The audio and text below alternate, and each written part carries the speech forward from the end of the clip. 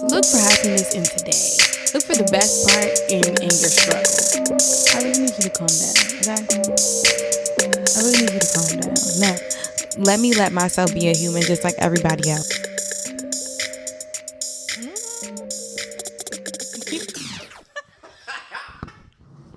All right. Hello, everybody. Welcome back to Women Talk Podcast, Season 2, Episode number 5. And you're back with your host, Jabri. Hey, y'all. How's it going? I know y'all can't answer, but that's fine. I'm doing well. I'm having a good day so far. And we have a really good episode coming up for y'all. One of my favorite topics ever is being talked about today. So I'm really, really excited. I don't have anything to start the episode off with, no announcements or anything like that. We're just making sure the mic is on. The mic is on. Everything is recording and yeah, we're good. So I do want to start today's episode off with a different topic than the main topic. And I just want to throw this in here really quick. And I'm probably going to rant. This is probably going to sound crazy. I don't know. But I'm tired of the fake love for Black women. I'm actually super tired of the fake love for Black women. I'm so tired of hearing people say how much they admire Black women and people love Black women and all that. But we just get no respect. Like, no one respects us. There's not one group of people across the board that respects Black women. And I'm just tired because I feel it, like moving throughout my life, becoming a woman, getting older, just doing things in general. I really feel the lack of respect for Black women. I see it from my mom. I see it from my peers. I see it from my grandmother. I see it from myself. And I'm just not appreciative of it. I just want people to treat Black women like humans, treat us like we have feelings and that we matter. And yeah, I'm not a angry, tough barbarian. Like, I'm a lady. I'm a girl too. I'm just a girl, just like everybody else. So yeah, I'm just tired of being treated like I'm not. And I hate the fake love, the love for our look, the love for our hair, the love for our makeup, the love for how we do things, the love for how we talk, the words we say, the way we move our bodies, the way we look, body wise, body type in general, like just everything, the love for everything except for us, who we really are, us as people. Like, there's just no respect for the people that we are. We just get used, abused, and yeah, just everything is taken from us, stripped from us, and used in everybody else's benefit and to our detriment. How about that? Like, we get called ghetto and loud and boisterous and aggressive and so many other words that I'm sure y'all could think of for doing the same things that other people take from us and do themselves, and get called cool, get called beautiful, get called just all types of things. Like, and we just get ridiculed and talked about, and I don't like it, and I'm actually really tired of it. I'm tired of Black men acting like they respect Black women. I hear so many Black men out there talk about how much they love Black women, and then I watch them let their friend talk to their baby mother any type of way, or I watch them let their friend disrespect his mother or something like that. Just not, y'all don't really respect Black women. Like, and I can never say I love Black women or even Black men and just allow people to disrespect others. I don't allow people to disrespect anybody, because when I say I love people, that's what I mean. And if I say I love Black men and I have love for Black men, I'm not just going to disrespect y'all. If you've noticed on my podcast, I do not disrespect Black men. Not Black men that don't disrespect anybody else. I don't disrespect anybody, really. But I don't make it a point, even though I could go out my way every single podcast, like a lot of podcasts do, to tear down Black men. But I don't. I try and uplift everybody, and I try to keep my conversations for everybody and to everybody. I'm never just talking to women. I'm just a woman that's talking. But I'm never just talking to women. I'm always talking to everybody and trying to uplift everybody. But it's just hard when I don't feel like everybody is trying to uplift me. And it stings the worst from Black men because I just feel like they should understand. And yeah, I just had to I just had to throw that out there. Like that's been on my mind a little bit today. So I just had to rant about that first. And now we're gonna get into the actual topic of the podcast.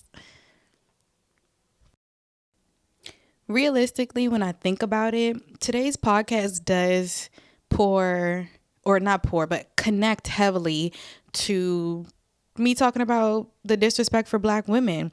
And today's topic is building your self-esteem and confidence. I'll just talk a little bit about my personal self-esteem and confidence journey first. So personally, I didn't really gain a lot of self-esteem or confidence until I turned probably, I want to say about 20, maybe like 20 exactly, maybe like 18, maybe between 18 and 20 is where I actually took moves and steps to build my personal self-esteem and confidence, and where I even learned how to do that, like why those things were important to me and why I needed to do them. But yeah, before that, my outlook of self-worth, self-esteem, self-confidence was just very small. Like I didn't have a huge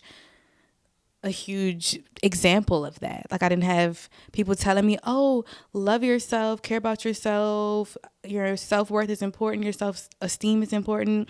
Like I was told I was beautiful. I was always told I was smart. I was told all these things that people felt about me, but I never really felt them about myself, which was the most important thing, to be honest. But it did make it easier hearing all those things, like getting all those compliments and stuff like that. It made it easier to believe later in life when I decided to go on my own self-discovery journey with self-worth and self-esteem.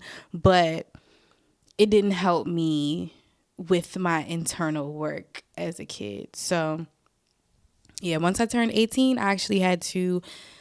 I learned what that was, to be honest. And then I actually had to start doing the work to figure out what I had to do to build that for myself. And it took a long time to even craft exactly what helped build confidence and what helped build self-esteem, because I was working from a very new place. I just didn't know what was going on. So yeah, the first thing I always do when I want to tackle a new topic, a new thing, is research. I've been an internet baby all my life, so I'm just so used to hopping on Google and saying, how do I do this? And I know that can seem like, do you not want to try first? But sometimes when you don't know where to start, you need a place to tell you where to try from. And that's just what I needed. I needed a blueprint, an outlook, like something to show me what I actually needed, where I needed to start realistically. So I started with the definitions, and we're going to start here with the definitions of these words, because a lot of times we say things and we hear people say things, but we don't know the textbook definition of it. And I think the textbook definition helps us a lot in life when we can't really put things into perspective. So self-esteem. Self-esteem is how we value and perceive ourselves and our self-confidence. And then because it said perceive ourselves and self-confidence, that made me decide to look up, okay, what is confidence? What is the textbook definition of confidence? And that is a feeling of self-assurance arising from one's appreciation of one's abilities or qualities. And the important words there are abilities and qualities, and we'll get to why that's important. So quickly, looking up the definitions for these words made me realize why confidence is fragile and why we might want to consider the concept of self-worth versus confidence and esteem. And it took me a while to get there, obviously, because I didn't know what self-worth was if I didn't know what confidence and what self-esteem was. So the definition of self-worth is the internal sense of being good enough and worthy of love and belonging from others. So we can see how those definitions clearly just they're not the same thing. Like they pour from the same cup, but they are not the same drink. Okay. So I feel like self-esteem really relies on external factors, obviously, like your abilities and your qualities. And Personally, I think self-worth is the cheat code to infinite confidence and self-esteem. If you can feel like you belong and you are worthy just as you are with no abilities and no qualities or anything like that, then I think it's going to be a lot easier to build your confidence based on your abilities and your qualities. So your confidence and self-esteem, they I feel like can be a band-aid sometimes to an underlying issue if your self-worth is not already intact or build, or you don't have a strong foundation of self-worth. Then I feel like confidence and self-esteem can kind of just be a band-aid on top of those. Yeah, no, you gained abilities and you gained qualities that made you confident, that made you have self-esteem. But what if you lose them? We hear about things like this all the time. Men who play sports breaking their leg, or a singer losing their voice, or a dancer breaking their ankle, or I don't know. You know what I'm saying? Like a doctor becoming an amputee. Like it's just like a lot of stuff happens to those skills and abilities that we rely on. Or it doesn't happen, but it can happen to the skills and abilities that we rely on. And it's scary to just depend on those for your confidence and your self-esteem when those things are so fleeting. They can go at any time. Now, I don't want to make it seem like I don't see the importance of self-confidence, because I do. And rest assured, I am still going to tell you how to build self-confidence today, because they do both play their roles in your life. But I do just want to make a point that I think self-worth is way more important than self-confidence. And I'll talk about how to build that as well, so we get a bonus. So let's talk about how to actually build self-esteem and confidence. So I kind of broke it down into 2 steps. With those qualities and abilities that you have, you want to quantify them. So go ahead and list them out. Get a list of your qualities and abilities. And if you don't have any, then there's another step. You have to create them. So go find what you're interested in and start a class. Start research. Go buy the small things that you need in order to start crafting your craft. And get those things, write them down on paper. And then once you quantify all of your abilities and all your qualities, go ahead and qualify them. So once you know what you're good at or what you want to be good at, get better at it or get good at it. And that way you'll be able to see your self-confidence and your esteem start to build itself. Like it'll all happen very naturally. And along with things that happen, like once you start to believe in yourself and build for yourself, other people start to see that within you as well. And they'll start complimenting you too. And that'll help also build your self-esteem and self-confidence. And I know it can seem counterintuitive for other people's compliments to build your self-esteem, but it's just reassurance. And we all know reassurance is helpful. Like reassurance is helpful because we don't just want to seem crazy out here. It's like, yeah, I could just be like, yeah, I'm the best at what I do. But sometimes we need something to measure that off of, something to base that off of. So compliments definitely do help with confidence, but they're not everything. So yeah, when you make your list, make your list cute, make your list pretty. Always make your list pretty. And I'm going to tell you about another list that we're going to make in order to build your self-confidence, and make this list pretty too, because if you make it pretty, you're going to want to look at it, you're going to want to see it, and you're going to want to go back to it and make sure you're fulfilling the things on that list a little bit better than you would an ugly list on a piece of paper like this one. Like, no, don't do this. If you're going to do it, you see how I have things highlighted and I made them like look nice, and do that. But don't put it on a little piece of paper. Please don't do that. So yeah, another thing that I use to build my self-confidence, and it kind of goes along with the first thing I was talking about, was writing down my goals and writing down my things that I want to accomplish that month. And I'll just tell you kind of how I do that in the order that I do that in and the steps that I take. So at the start of each month, or whenever, depending on what you like to do, make a list of things to improve. Now, you're going to keep the list challenging but not overwhelming. Don't overwhelm yourself. Challenge yourself, but do not overwhelm yourself because you're going to quit. I don't care if you're not a quitter. I don't care. You're not going to be able to keep it up if you make it overwhelming. Challenging is good. Overwhelming is bad. For each goal on the list, write down a few actionable items. This is how you keep your qualitative scale or your measurements. So you are going to write down, let's say your goal is to build self-confidence. So you're going to write down the first thing, your actionable item is get a hobby or identify my hobbies. Things that you can look back on and say, yes, I did that, check it off, and that'll help you feel better about things going forward. Like you'll already feel better. Check your list. Check your list at least once a week. At least. I want to say every day. But that can also be overwhelming, and you know what overwhelms you and what doesn't. Check your list frequently. Always look.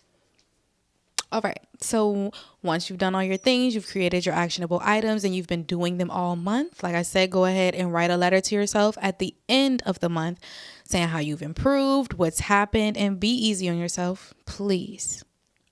Being hard on yourself is not going to help you get anything done. Maybe, I don't know, maybe it'll help you get something done, but that's not what I'm advising you to do. I'm not advising you to be hard on yourself. I'm advising you to take it easy. If you don't accomplish something this month, hopefully you'll be alive next month and you'll be able to accomplish it then. Like, don't trip, don't sweat it, please. Okay? So yeah, just at that point, watch yourself grow. Do that every month. Keep your letters, keep your lists. If you can, get a journal. I wish I had my journal next to me so I could show you all like the planning journal that I have, but it basically just has the days of the week listed out in it, and it has just lines that I can add things to, like actionable items, tasks for the week, just to keep myself in check. And then it also has on the other side a space where I can write paragraphs for each day of the week. And it's just really helpful. Something like that just has the week listed out will help you tenfold. And a pretty journal, I'm telling you, a pretty journal and a pack of pretty pens. Stuff is expensive these days. Trust me, I know, but get it. You will use it. You will not regret it. Your pens will get used to the ground because it's going to be cute, and you're going to look at it. Highlighters, markers, Sharpies, stickers, whatever helps you, whatever you like to look at, get that. If you know you like to look at a journal with nothing in it, then do that. I don't know why you would like that, but do that. So yeah, that is how, just something small that'll help you build your self-confidence and your self-esteem. So now we're going to get into something a little bit more complicated, which is self-worth. So self-worth can be more complicated because it almost dismantles the foundation that confidence lies on. That you need measurable abilities to assess your appreciation for yourself. Self-worth is the ability to believe you are worthy regardless. You're worthy because you're breathing, you're here now as you are, worth it all. Broke, ugly, fat, skinny, talentless, with all the talent in the world, D1, terrible, like whatever you are, you're the one, okay? Just as you are. And that's what self-worth relies on. And that is so much harder to build because there's nothing measurable.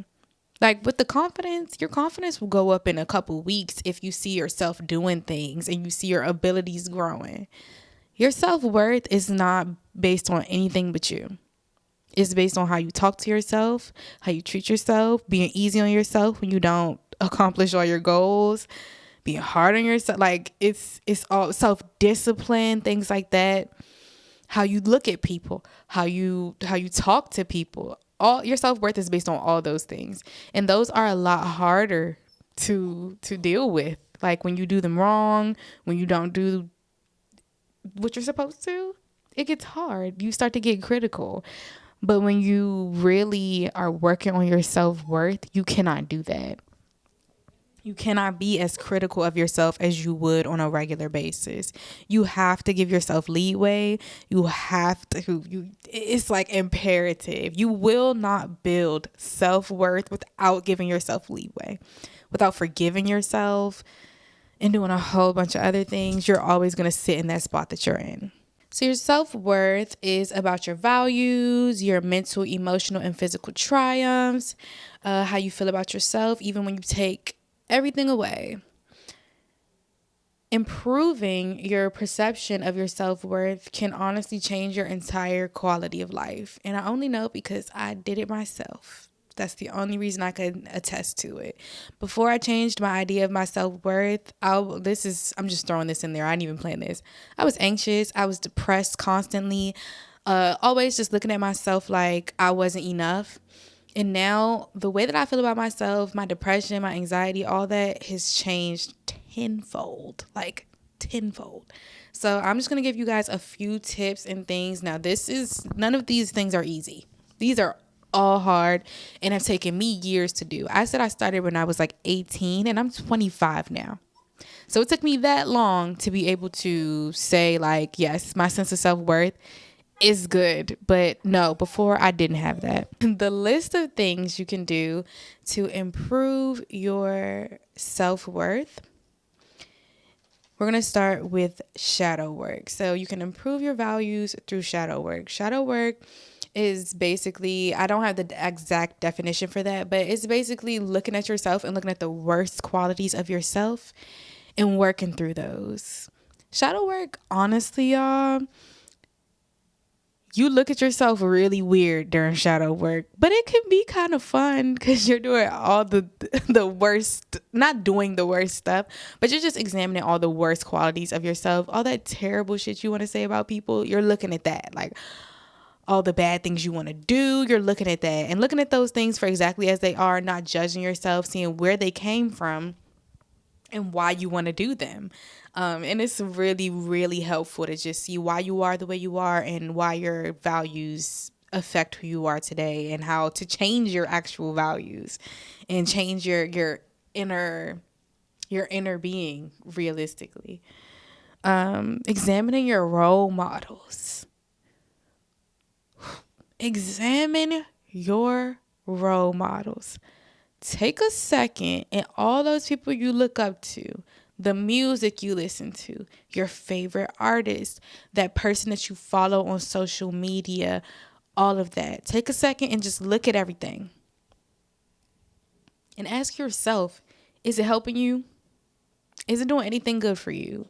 Whether it helps you as an outlet or whether it helps you as something else, do something else, I don't know. But is it actually helping you or is it hindering you? Is it putting bad things in your brain? Is it putting bad things in your spirit and your psyche? Whether you're taking it all in and listening to what people say or not, you're hearing it. Your brain is hearing it. Your body is taking it in. So are you doing good things for yourself? That's just simply when you look at the people that you like, are they good and are they teaching you something? Are they helping you with something? Or are they just there? Are your role models just there? Are your role models for good reasons because of the values that they have or because of the amount of money that they have and the amount of things that they have and the amount of cars and girls and clothes and I don't know. Like just take a look at your role models. Stop taking life so personal and be more patient, not only with yourself, but with everyone. Once you stop taking life so personal and you're more patient with everyone, I promise you the world will change for you. Your perception of the world will change. Everything will change. You will start to get way less mad at people. You'll start to really and truly understand. And it's not that you let people do whatever to you, but you truly understand and you truly know how to move forward from that point with an understanding, a deep understanding of why that person did what they did to you, even if they didn't even tell you. Because you have more patience when you move throughout the world and you listen to people and you understand people more, just in general, you take more in. When you have more patience, you have way more time, space, and opportunity to take things in, to learn, to get new information, to hear your thoughts and your senses and actually experience things. Like you have way more time to just be and live and learn. So yeah, be patient with yourself and with everybody else, please. Become more at peace, and that could be something different for everybody. So like I said, examine who you follow on social media, examine your friend groups, examine your relationships. What relationships are bringing you peace and which ones are not bringing you peace? Which relationships are kind of bringing you peace, and can you salvage them and can you not? Do meditation, work out, ground yourself, be mindful, things like that just cause you more peace throughout the day. When you find yourself clenching your jaw and you're literally like, relax. Take your teeth. If your teeth are stuck behind your teeth, your tongue is stuck behind your teeth, relax your tongue. Take your tongue from that stiff position and put your shoulders down. And take small things like that you can do throughout your day that you're going to think they make no difference, but they will make a difference. Get a bite guard at night if you're grinding your teeth. Do small things to take the stress off your body. Drink tea. Like I said, do yoga, be mindful, make sure you're living in the moment. All those things they're small, but they take a bunch of stress off your body. Okay, so I only have a few more things. The last couple of things are stand up for what you believe in. This is kind of self-explanatory, but if you want to improve your self-worth, looking at yourself as a person that stands up for what they believe in clearly is probably more what you want to be. So just make sure you don't have to be crazy. You don't have to be loud. You don't have to be aggressive or boisterous if you don't want to, but just stand up for what you believe in, whatever that means to you. Forgive yourself. I've gone over this a couple of times, so I won't dive deep into it, but yeah, let go of guilt. The emotion of guilt is so heavy and it's just such a burden. Let go of the guilt that you have. Forgive yourself. And lastly, love yourself unconditionally as you change. Please. I think everything that I said has been kind of self-explanatory. Like the last couple were like, yeah, you get it. I've been explaining them throughout the whole thing. But yeah, love yourself unconditionally as you change, as you become a different person, as you become a new person, because you will a bunch of times in life. You will always become a new person. You are an ever-changing being, hopefully. You're always learning. You're always grasping new concepts, always evolving, always changing things in your head. You're learning new things, you're experiencing new people, and that just causes you to change throughout life. So don't ever let yourself be like angry for having a new idea of life, having a new way of living. Like, don't be mad at yourself. Don't feel guilty. Don't be mad at your old self for shunning that way of life. Do what you can now. Be better. Stand up for what you believe in now, and just live a better life. And honestly, that's really it. I think we discussed like everything that I wanted to discuss. I would say like these things are not just things that I am just pulling out of my butt. I've done them all and they have helped me tremendously. I am a work in progress. So my confidence is not always perfect. It is not linear. Sometimes my confidence looks like this. And I have to do things in order to bring it back up here. And when it drops, it's probably because I'm not doing the things that I did to get it up there. So that's just like anything else in life. We slack sometimes. You pivot and you pick it back up. That was everything.